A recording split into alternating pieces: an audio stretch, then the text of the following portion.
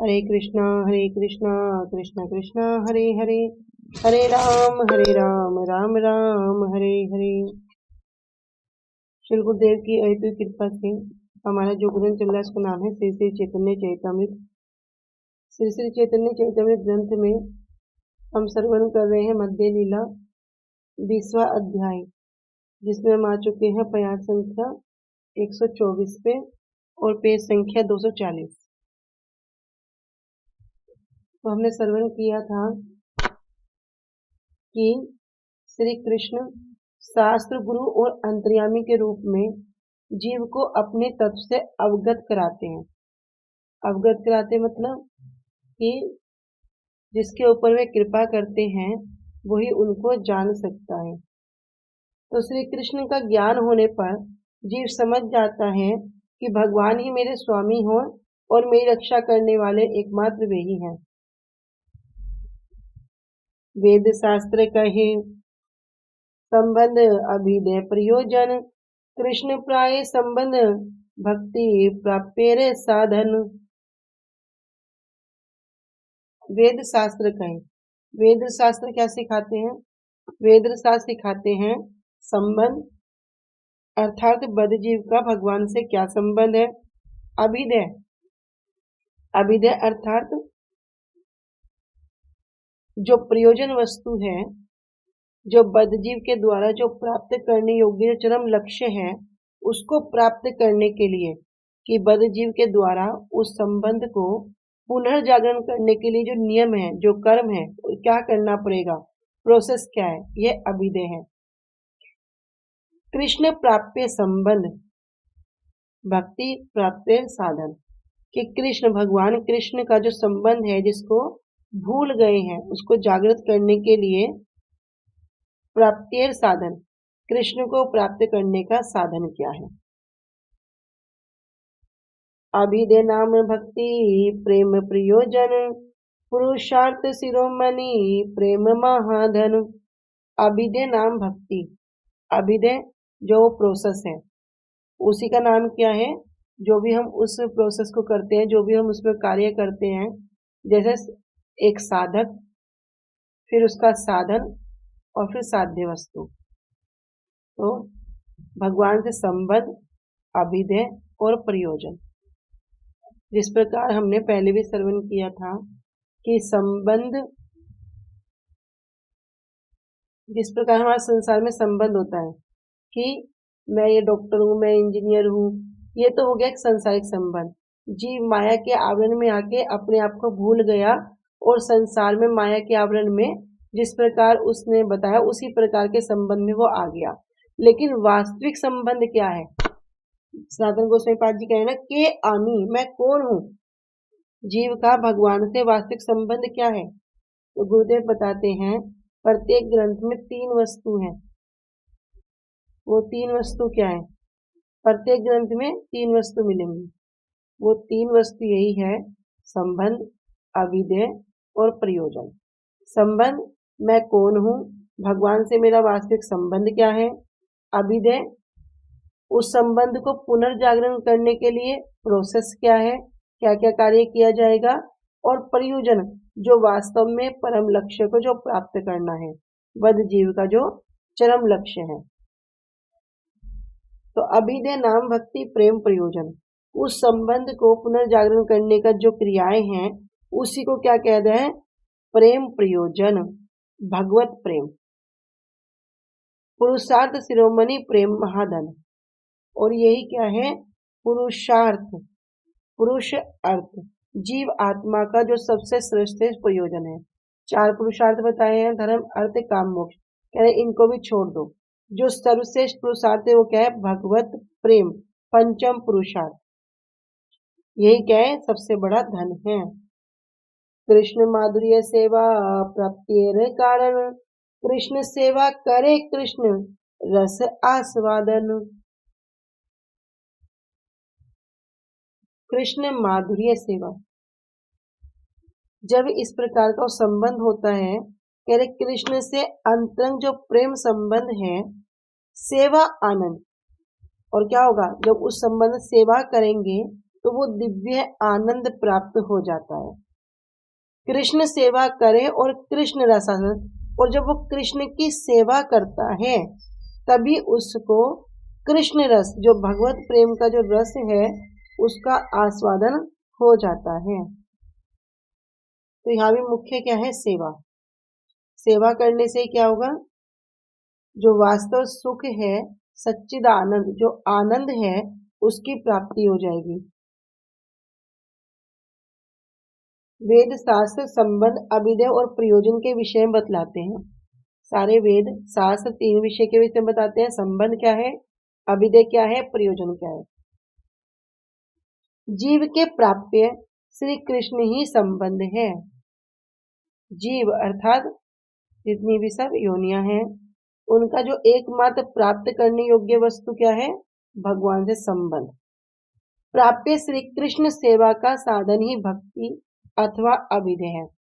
जो भी कुछ उस सेवा के लिए किया जाए, जो उसको प्राप्त करने के लिए किया जाए, वो सब प्रोसेस क्या हो गया? अभिधेय हो गया। जैसे अभी तो हम जानते नहीं हम कौन है, अभी सुन रखा है कि हमें शरीर नहीं है, आत्मा है, लेकिन अभी वो संबंध उदित नहीं हुआ, जागृत नहीं हुआ। तब भी क्या कर रहे हैं? उसका जो प्रोसेस है, नाम करना, कथा सुनना, वैष्णवों की सेवा करना, मंगल आरती जाना, संध्या आरती करना, जो भी प्रोसेस है, ये सब क्या है? अभिधेय है। और पुरुषार्थ शिरोमणि महाधन, पुरुषार्थ शिरोमणि, पुरुष अर्थ में भी जो शिरोमणि है, धर्म अर्थ काम मोक्ष में भी जो उससे भी ऊपर जो शिरोमणि धन है, वो क्या है? भगवत प्रेम। वही क्या है? प्रयोजन है। जीव जब श्री कृष्ण माधुर्य के आनंद का अनुभव करता है, जब उस आनंद का अनुभव करता है, तब वह श्री कृष्ण की सेवा करता है, और उस सेवा के द्वारा ही वो श्री कृष्ण रस का आस्वादन करता है। तो बद्ध जीव अपनी जितनी भी ये भौतिक माया शक्ति है, इसके द्वारा भी क्या है? वो मोहग्रस्त है। तो जो उसे क्या करती है? अनेक अनेक प्रकार की अपनी इंद्रिय तृप्ति में लगाई रखती है, क्योंकि अभी तक वो क्या मानता है? जब तक वो माया के अधीन होता है, मैं भोगता हूँ। तो माया भी उससे अच्छा कार्य कराती है कि अपनी इंद्रियों की तृप्ति में लगाए रखती है, और इसी भौतिक कार्य में व्यस्त रहने के कारण वो जो जीव है, वो भूल जाता है कि मैं भगवान का दास हूँ। जो वास्तविकता है उसको भूल जाता है, क्योंकि माया उसे आच्छादित कर देती है। किंतु जो सारे ही जीवों के जो परम पिता है, वे कौन है? कृष्ण। ईश्वर परम कृष्ण सच्चिदानंद विग्रह, अनादिरादिर गोविंद, सर्व कारण कारण। वे क्या चाहते हैं? कि उनके जितने भी बच्चे हैं, सबके सब भगवत धाम वापस आ जाए। हम एक स्टोरी भी, कथा भी श्रवण करते हैं गुरु जी से, कि एक बच्चा था, वो माता पिता के टोकने के कारण, रोकने के कारण क्या हुआ? एक दिन गुस्से में घर छोड़ के चला जाता है। लेकिन माता पिता बड़े दुखी होते हैं, पिता बड़ा दुखी होता है। अब वो बच्चा जंगल में जाता है, वहां एक दिन दो दिन व्यतीत करता है, धीरे धीरे समय जाने लगता है। एक दिन उसको बहुत तेज बुखार हो गया। उस अवस्था में वो अपने पिता को स्मरण करता है कि मेरे पिता जब मुझे बुखार होता था, कैसे कैसे मेरी सेवा करते थे, कैसे मुझको दवाई देते थे, मेरा मन ना होने पर भी किस प्रकार मुझे कुछ ना कुछ खिलाते थे, कैसे मेरे माथे पर पट्टी रख देते। वो याद करते करते वो फूट फूट के रोने लगता है। तब उसको लगता है कि मुझे ना वापस जाना चाहिए। तो वो वापस जाने की सोचता है, तो जब घर के कुछ पास आ जाता है तो देखता है कि दरवाजा खुला पड़ा है। तो वो डर से सोचता है कहीं कोई चोर डाकू तो नहीं घुस गए, या घर में सब ठीक ठाक है। तो वो जो अंदर आके देखता है, उसके पिता आंगन में ही खाट पे बिछा के लेटे होते हैं। तो जैसे ही वो अंदर आता है, उसके पिता उठ के बैठ जाते हैं। तो वो बोलता है, पिताजी आपने दरवाजा खुला क्यों रख रखा था? कोई चोर वगैरह आ जाते तो पिता बोलते हैं कि बेटा, जिस दिन से तू गया है, उस दिन से तो दरवाजा बंद ही नहीं किया। क्यों? क्योंकि कभी अगर तू वापस आए और इस दरवाजे को बंद देखकर बाहर से ही वापस चला गया तो, इसलिए मैंने ये कभी दरवाजा बंद ही नहीं किया। तो इसी प्रकार हम सभी बद्धजीव हैं जो अपने पिता के घर को छोड़कर वापस इस अपने सुख भोग के लिए इस संसार में आकर गिर गए। लेकिन अभी भोग क्या कर रहे हैं? अभी दुख ही दुख भोग कर रहे हैं। और जब उन दुखों से इतना ज्यादा परेशान हो जाते हैं, जब अति हो जाती है, तब अपने वास्तविक पिता की ओर, पिता के घर जाना चाहते हैं। तो जल्दी जल्दी करके अपना भजन साधन करके फिर जीव क्या होगा? वापस चला जाएगा। इसलिए भगवत गीता जैसे वैदिक ग्रंथ प्रदान करने के लिए ये स्वयं क्या करते हैं? आते हैं और क्या सिखाते हैं कि हम कौन हैं? हम शरीर नहीं, हम ये आत्मा हैं। तो बहुत सारे उसमें उदाहरण दिए गए हैं आत्मा के।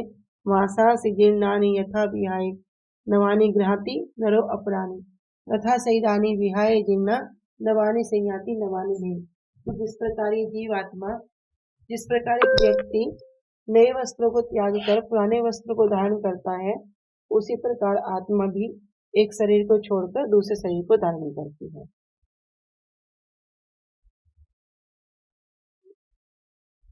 जीव मायामुग्ध होकर श्री कृष्ण स्मृति ज्ञान से वंचित हो गए हैं, ऐसा देखकर अपार करुणा में श्री कृष्ण वेद पुराण शास्त्रों को प्रकाशित करके उन शास्त्र के रूप में, शास्त्र के अर्थ को प्रदक्षक गुरु रूप में और अंतर्यामी आत्मा रूप में जीव को अपने तत्व से अवगत कराते हैं। सभी वेद शास्त्रों में संबंध ज्ञान, अभिधेय ज्ञान और प्रयोजन ज्ञान की शिक्षा है।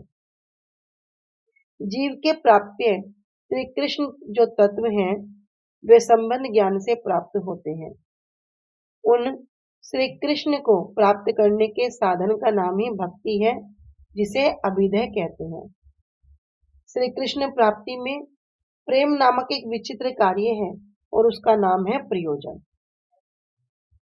अनुभाष्य भक्ति सिद्धांत सरस्वती ठाकुर पाद जी कह रही हैं, वेद शास्त्रों में संबंध, अभिधेय और प्रयोजन ये तीन विषय कहे गए हैं।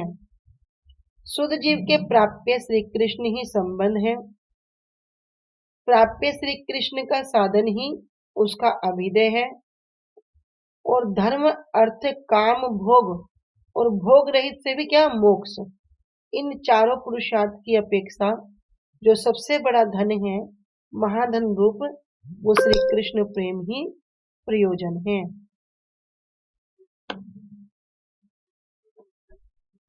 यहाँ ते दृष्टांत ये छे दरिंद्रे घरे सर्वज्ञ आसी दुख देखी पूछे तहारे। कह रहे इस संबंध में क्या होगा? दृष्टांत, एक उदाहरण ये छे जिस प्रकार दरिंद्रे घरे, एक गरीब घर के, एक गरीब व्यक्ति के घर में सर्वज्ञ, सर्वज्ञ जो सब कुछ जानने वाला, एक ज्योतिषी आसी दुख देखी पूछे तारे। आसी मतलब दुख जो आकर क्या करता है? उनकी दुख में स्थिति को देखकर उससे पूछता है, तुम के ने इत दुखी तुम्हार आछे पितृ धन तुम्हारे न कहिल अन्यत्र छाड़ेला जीवन। तो ज्योतिष आकर कहता है, तुम्ही कहने दुखी, तुम कैसे किस प्रकार दुखी हो? तुम्हारे आछे पितृ धन, अरे तुम्हारे पिता तो अत्यंत धनवान थे।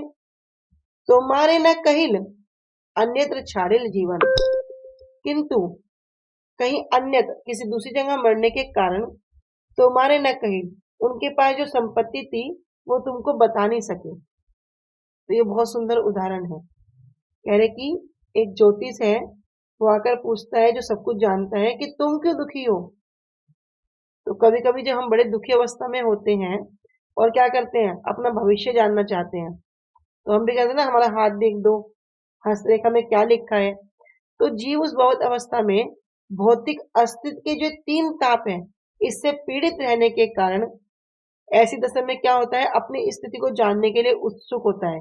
बहुत से लोग होते हैं, क्या मेरी सरकारी नौकरी लगेगी, क्या मेरी शादी होएगी, क्या मेरे पास पैसा है, क्या मेरा घर होगा, तो अपनी हस्तरेखा दिखाने के लिए बड़ा उत्सुक हो जाएंगे। तो उदाहरण के तौर पर बता रहे हैं कि सनातन गोस्वामी पूर्ण क्या है, भगवान श्री कृष्ण चैतन्य महाप्रभु के पास पूछने के लिए क्या गए हैं कि मैं कष्ट में क्यों हूं, के आमी मैं कौन हूं।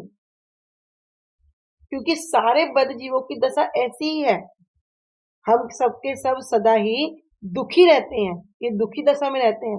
किंतु जो बुद्धिमान होगा, जो अपने उस स्थिति में सिर्फ रोने के सिवा उससे निकलने का जो उपाय सोचेगा, वही क्या है, वही बुद्धिमान है। तो उसका जिज्ञासु होना स्वाभाविक होगा। और जब वो ऐसी जिज्ञासा करेगा कि आमी मैं कौन हूं, तब वो क्या होगा, यही जिज्ञासा ब्रह्म जिज्ञासा कहलाएगी।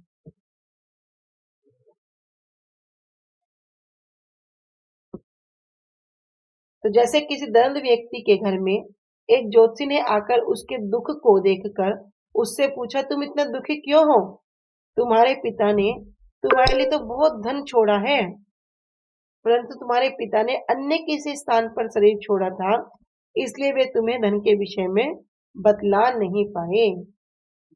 अमृत प्रभा भाष्य।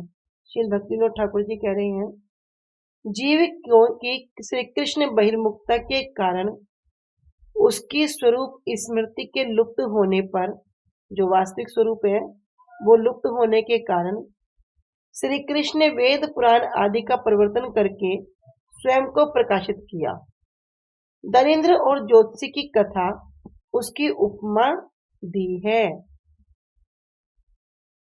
अर्थात इस जगत में ये सब सत्य कामनाएं आत्मा में विद्यमान रहने पर भी अविद्या रूप असत्य के आवरण में आवर्त हैं।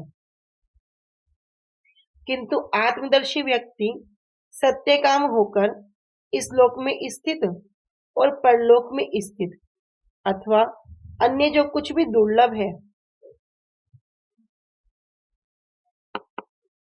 उन सबको हृदयाकाश गमन के द्वारा प्राप्त करता है। जैसे पृथ्वी में छिपे स्वर्ण आदि। गुप्त धन के संबंध में अज्ञ व्यक्ति उस भूमि के ऊपर बार बार विचरण करने पर भी उसे प्राप्त नहीं कर सकता। वैसे ही सभी प्राणी अज्ञान के कारण हृदय में अवस्थित ब्रह्म वस्तु को प्राप्त नहीं कर सकते।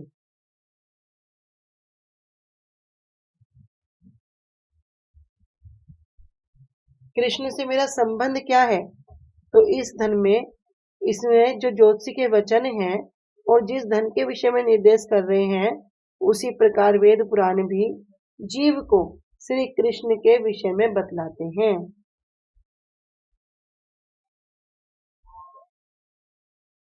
सर्वज्ञ वाक्य मूल धन अनुबंध, सर्वशास्त्र उपदेशे श्री कृष्ण संबंध।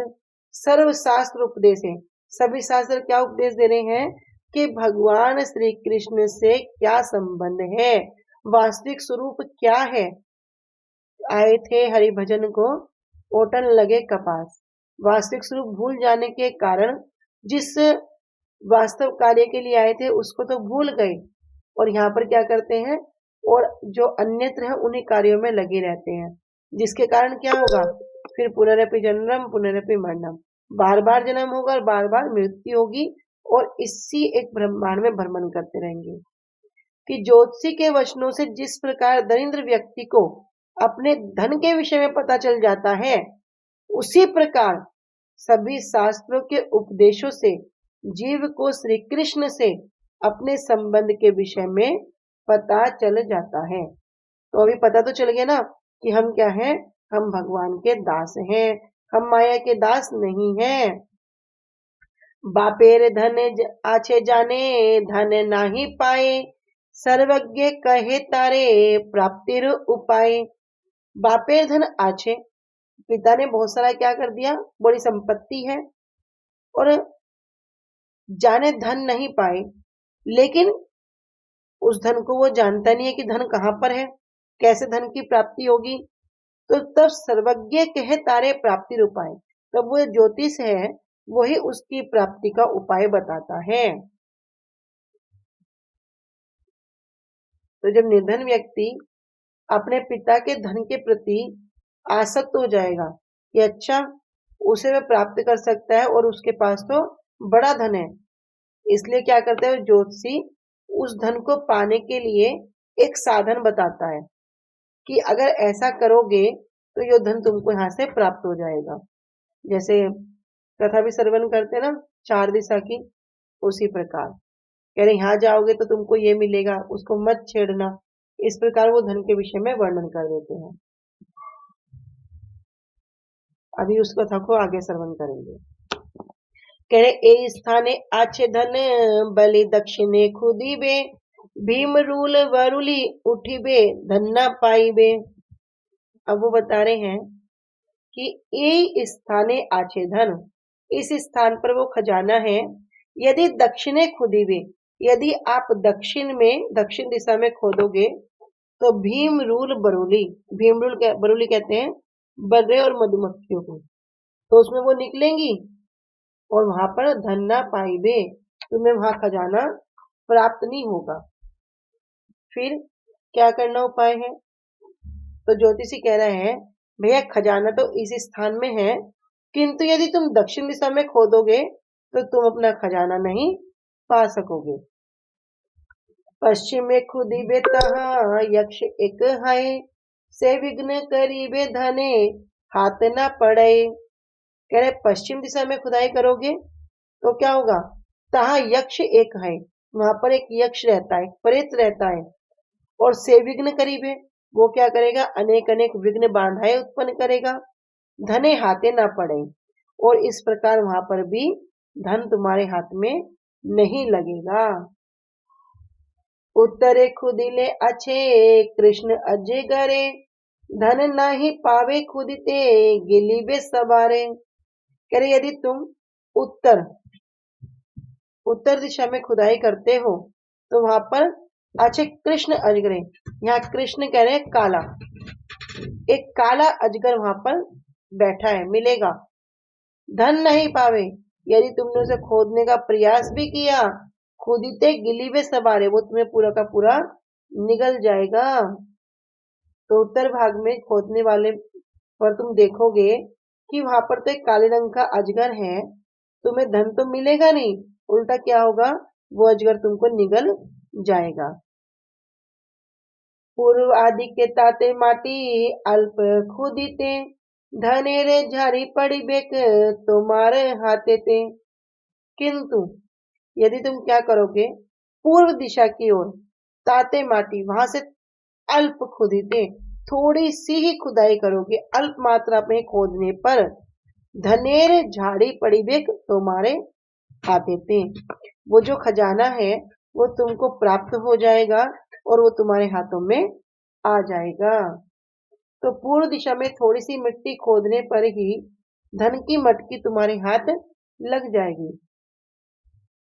अमृत भाष्य श्री भक्तिविनोद ठाकुर जी कह रहे हैं कि वेद और पुराण शास्त्रों में अनेक प्रकार के उपाय की बात स्थान स्थान पर लिखी है। कहीं कर्म करो, कहीं ज्ञान करो, कहीं योग करो।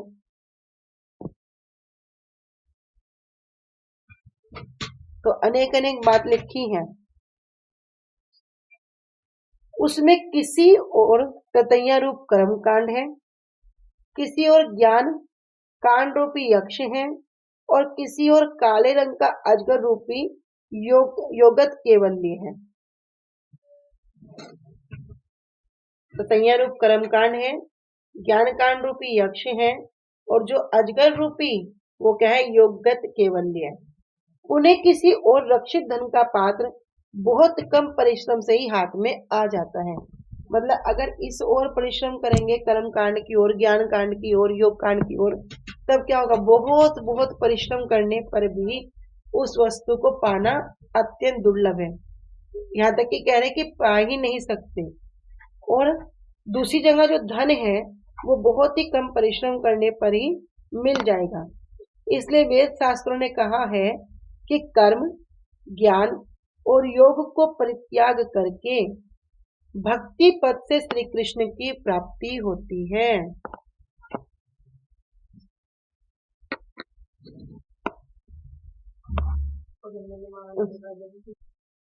अनुभाष्य उपमेय। जैसे पूर्व दिशा में श्री कृष्ण भक्ति, दक्षिण दिशा में कर्मकांड, पश्चिम दिशा में सिद्धि कांड, उत्तर दिशा में ज्ञान कांड। और इनके उपमान क्या हो गए? पूर्व दिशा में पितृधन, दक्षिण दिशा में ततैये और मधुमक्खी, पश्चिम दिशा में यक्ष और उत्तर दिशा में काला अजगर।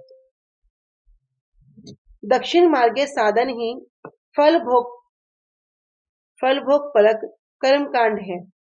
दक्षिण मार्गे साधन क्या है? कर्म कांड है। और यम के द्वारा दंडनीय दक्षिणा ग्रहण करके फल का आरोप करते हैं। इस कर्म मार्ग में जीव भोग वासना रूपी ततैये, मधुमक्खी आदि के द्वारा डंक मारे जाने पर कष्ट प्राप्त करते हैं। इससे उनकी भोग की आशा पूरी नहीं होती, केवल उत्तरोत्तर ऊपर की ओर बढ़ती रहती है।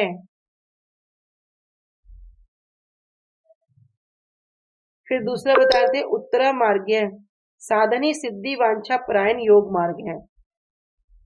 उसमें केवल्य रूपी काले रंग का अजगर सर्प शुद्ध जीव की सत्ता को ग्रास कर लेता है। जो शुद्ध जीव की सत्ता है उसको वो ग्रास कर लेता है। और किसी के मत के अनुसार उत्तर मार्ग साधन ही निष्काम ज्ञान मार्ग है। वहां शुद्ध जीव की सत्ता को ब्रह्म सायुज्य रूपी अर्थात मुक्ति काले सर्प के अजगर ने क्या कर लिया? ग्रास कर रखा है। यक्ष धन का रक्षक है, धन को प्रदान करने वाला नहीं है। यक्ष प्रार्थना करने वालों का विनाश के अतिरिक्त धन की प्राप्ति दुराशा मात्र है। वहां पे प्रार्थना भी करेंगे तब भी क्या होगा? विनाशी है। अर्थात धन के लोभ से प्रलोभित करके यक्ष अंत में धन पाने के अभिलाषी व्यक्ति का विनाश करने वाला है। पहले धन का लालच देगा किंतु अंत में उसका विनाश ही करेगा। वास्तव में ज्ञान मार्ग में अथवा योग मार्ग में सायुज्य अथवा कैवल्य दोनों ही जीव की सत्ता के संहारक हैं, किंतु श्री कृष्ण भक्ति ही बद्ध जीव का पूर्व अर्थात सिद्ध धन है। जो बद्ध जीव का जो वास्तविक धन है वो क्या है? ये श्री कृष्ण भक्ति ही है। उसे प्राप्त करके शुद्ध जीव नित्य काल के लिए धनी हो जाता है। नित्य काल के लिए क्यों कह रहे हैं? क्योंकि ये नित्य वस्तु है, हमारे साथ रहती है, चाहे हम मतलब इस जन्म में हो या अगले जन्म में जाए, तो भक्ति हमारी कभी भी खत्म नहीं होती, वो हमेशा नित्य काल तक रहती है। बहुत सुंदर। भक्ति नित्य वस्तु है, ये अनित्य नहीं है। हमारा शरीर खत्म होने पर भी भक्ति कभी खत्म नहीं होगी। गुरुजी बताते ना कि जहां से छोड़ के गए हैं आगे फिर वहीं से शुरू हो जाएगा। तो भक्ति क्या है? वो नित्य धन और नित्य काल के लिए उस धन को प्राप्त कर लेता है। मतलब इस हम श्रवण करते ना, इस संसार में तुम कितना भी पैसा कमा लो, 1 रुपया भी अपने साथ लेके नहीं जा सकते। 1 रुपये की बात छोड़ दो, 1 सुई भी अपने साथ नहीं लेके जा सकते। लेकिन इसी संसार में रहते हुए जितना नाम रूपी धन कमा लोगे, कह रहे 1 नाम भी छोड़ के नहीं जाओगे, सबका सब लेके जाओगे। तो भक्ति क्या है? नित्य काल के लिए वो धनी हो जाता है। भक्ति धनहीन व्यक्ति, जिसके पास ये भक्ति रूपी धन नहीं है, वो व्यक्ति जड़ीय नश्वर अभाव से ग्रस्त होकर कभी तो कर्म रूपी ततैये के डंक से छटपट करता है और धन प्राप्त नहीं करता, पुनः कभी श्री कृष्ण की तरफ पीठ करके अहम गुरु उपासना में अथवा केवल्य के साधन में व्यस्त होकर योग रूपी यक्ष के द्वारा प्रेम धन से वंचित होता है। वो क्या करता है?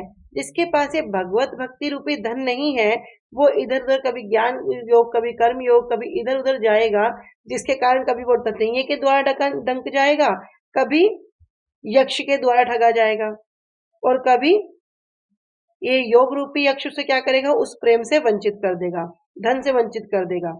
पुनः उत्तर में अर्थात शुद्ध जीव सत्ता से रहित जो मुक्ति है, सायुज्य अथवा कैवल्य रूपी सर्प के मुख में गिरकर भी धन को प्राप्त नहीं करता। और जब वो धन प्राप्ति नहीं करेगा तो क्या होगा? अपना सारा जीवन व्यर्थ करेगा और बार बार संसार में भ्रमण करेगा, फिर वही कष्ट को प्राप्त करेगा। जन्म होना, मृत्यु होना, जरा होना, व्याधियां आना, आध्यात्मिक, आदि दैविक, आदि भौतिक, ये सब कष्ट फिर उसको आएंगे ही आएंगे। एछे शास्त्र कहे कर्म ज्ञान योग त्यजी, भक्त कृष्ण वस है भक्त तारे भजी। ऐसे शास्त्र के, इस प्रकार शास्त्र क्या कह रहे हैं? शास्त्र घोषणा कर रहे हैं कर्म ज्ञान योग तेजी। भैया कर्म हो, कर्म कैसे? जब हम कर्म करते हैं फल की इच्छा करते हैं कि हमें ये करने से ये प्राप्त हो जाएगा, ये करने से ये मिलेगा, बड़े बड़े हवन करेंगे, बड़े बड़े साधन करेंगे, कहीं जाके बड़ा दान दक्षिणा दिखाएंगे। दान दक्षिणा के ऊपर भी एक बहुत सुंदर बात है। एक होता है दान, एक होता है सेवा, दोनों ही करी जाती हैं। पर हमारे यहाँ दान की जगह सेवा क्यों कहते हैं? क्या अंतर है दान में और सेवा में? दान क्या है और सेवा क्या है? दान हो गया जिसमें दान देने में, जब हम किसी को दान देते हैं हमारा हाथ ऊपर रहता है और हम अपने आप को क्या भाव रहता है? हम बड़े दानी हैं, मतलब हम कौन? हम स्वामी हैं। और जो लेने वाला है वो दास है, वो चाहे भिखारी हो चाहे कोई भी हो, वो लेने वाला दास हो गया। दान और दानी, दानी का मतलब क्या हो गया? जो देने वाला है वो बड़ा है और लेने वाला छोटा है। लेकिन जब हम सेवा करते हैं तो सेवा कौन किसकी करेगा? सेवा जो दास है वो अपने स्वामी की करेगा। तो जब वो दास भाव से करेगा कि मैं तो इनका सेवक हूं, तो कितनी बड़ी से बड़ी सेवा हो, कितनी छोटी सेवा हो, सब सेवा ही है। कोई 1 रुपए की सेवा करे, कोई 1 लाख की सेवा करे, तो सेवक ही तो सेवा करेगा। तो यहाँ भाव आएगा कि मैं इनका सेवक हूं और जिनको दे रहा हूं वे कौन है? मेरे प्रभु हैं, मेरे स्वामी हैं। इसलिए हमारे में दान शब्द यूज न करके सेवा शब्द यूज करते हैं। सब कुछ करना इस शरीर से ही है, सब कुछ भगवान का ही है, हम भी भगवान के ही हैं, किंतु भी वास्तव स्वरूप को हम नहीं जान पाए। अभी सुन चुके हैं कि जीवेर स्वरूप है कृष्ण नित्यदास, उसकी अनुभूति करना बड़ा दुर्लभ है, किंतु पता लग गया। किससे पता लग गया? सेवा के माध्यम से। तो हम बार बार सेवा सेवा सेवा सुनते हैं, तो एक जगह दान भी तो सुनते हैं। हम कुछ पैसा दे रहे हैं, हम कुछ भोजन बना के दे रहे हैं, हमने कुछ कहीं विग्रह स्थापना करा दी, तो हम वहां क्यों नहीं कहते कि हमने इतना दान कर दिया? नहीं, क्योंकि वहां हम भगवान में मालिक नहीं है, हम क्या है? दास हैं। तो जब जीव के अंदर अपना इस प्रकार का ज्ञान भी हो जाता है कि भैया हम क्या है? भगवान के दास हैं, इसलिए हम क्या है? उनके सेवक हैं। और सेवा कौन करता है? सेवक करता है। इसलिए हम दान शब्द प्रयोग न करके सेवा शब्द ही प्रयोग करते हैं। हम उनके नौकर हैं, हम अपने प्रभु की, अपने मालिक की सेवा करते हैं। इसलिए बार बार हरि गुरु वैष्णव सेवा। जब दान आ गया इसका मतलब हम कौन हो गए? हम मालिक हो गए। और जो लेने वाला व्यक्ति है, और जो लेने वाला व्यक्ति है वो क्या हो गया? वो छोटा हो गया। तो दानी, दान में और सेवा में ये अंतर है। हाँ, दान में देने वाला बड़ा है, लेकिन इस सेवा में जिसको दे रहे हैं वो बड़ा है। तो यहाँ कह रहे हैं कर्म ज्ञान योग त्यजी, सभी सकाम कर्मों को त्यागना, मनोकल्पित ज्ञान को त्यागना, योग योग पद्धति को त्यागना, सबको त्याग कर भक्ते कृष्ण वश होए। एक प्रेम रूपी सेवा के द्वारा ही भगवान कृष्ण क्या होते हैं? संतुष्ट होते हैं। और भक्ते तार भजी, और उसी प्रेम भक्ति के द्वारा हम क्या करेंगे? उनकी सेवा करेंगे, उनका भजन करेंगे। तो इस प्रकार शास्त्र कह रहे हैं कि कर्म ज्ञान और योग को त्याग कर भक्ति के द्वारा श्री कृष्ण का भजन करना चाहिए, जिसके द्वारा श्री कृष्ण वशीभूत हो जाते हैं। आज हम यहीं तक रखते हैं। वांछा कल्पतरुभ्यश्च कृपा सिंधुभ्य च पतितानां पावनेभ्यो वैष्णवेभ्यो नमो नमः। श्री गुरुदेव की जय। अनंत कोटि वैष्णव वृंद की जय। निताई गौर प्रेमानंदे। हरि हरि बोल। हरे हरे हरे कृष्णा। हरे कृष्णा। सभी को दंडवत प्रणाम।